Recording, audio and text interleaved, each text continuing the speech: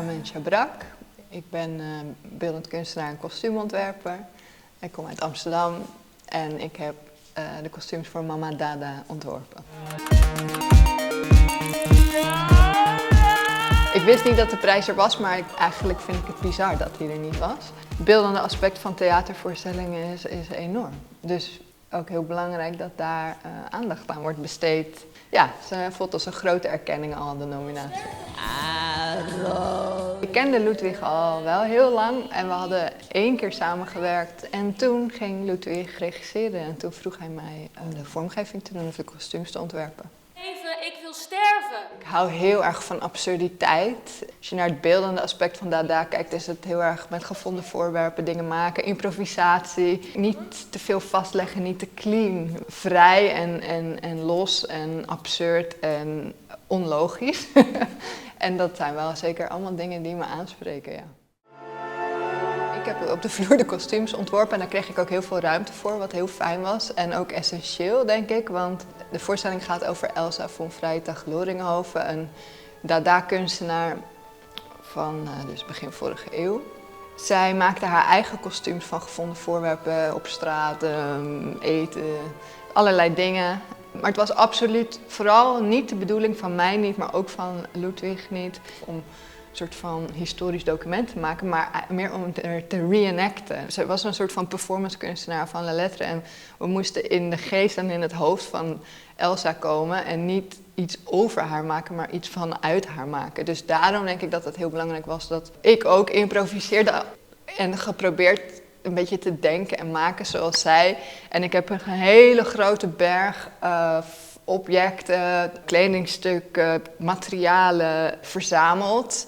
Van de rommelmarkt van straat uit mijn eigen atelier en meegenomen. En heel erg op de vloer gemaakt. Ja, dat was echt superleuk om te doen. En ook een manier die mij heel goed past. Gewoon zo componeren met dingen. En uiteindelijk heb ik ook heel veel er weer uitgehaald en het eigenlijk weer cleaner gemaakt.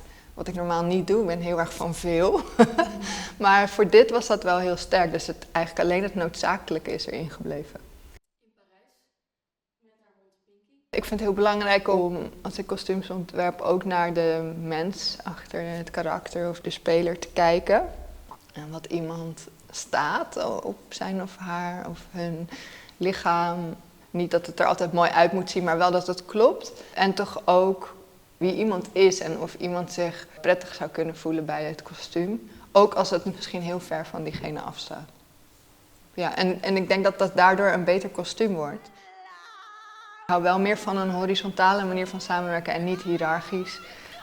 Dat is sowieso niks voor mij qua karakter, maar ik denk ook dat het interessanter is voor een proces, want ik ben beeldend kunstenaar en heb ook ideeën over inhoud. Ondanks dat ik denk dat het heel goed is dat we allemaal verschillende expertises hebben en daar goed in zijn. Heel erg openstaan en samen in gesprek blijven om een voorstelling te maken. Je bent samen iets aan het maken, dus dat je niet helemaal alleen in jouw hoekje blijft, maar dat je samen maakt. Tot op zekere hoogte, want ik heb ook wel collectieve processen meegemaakt waar het te ver ging, die collectiviteit, en waardoor het resultaat er niet beter op werd. Ik denk wel dat kostuumontwerp en meer gewaardeerd mag worden, maar ook het belang ervan serieus genomen mag worden. Dat heb ik gezien, dat vroeger de kostuumontwerper vrij laag in de hiërarchie stond. Nou ja, dat is gewoon sowieso niet meer van deze tijd, denk ik. Maar het valt me ook heel erg op dat kostuumontwerp een beetje een ondergewaardeerd element is van theater. Bijvoorbeeld in recensies wordt de kostuumontwerper bijna nooit genoemd. En ook een omschrijving van het kostuum vaak niet. En dat draagt bij aan waardering voor het kostuumontwerp. En dat ook heel belangrijk is als je naar een voorstelling kijkt.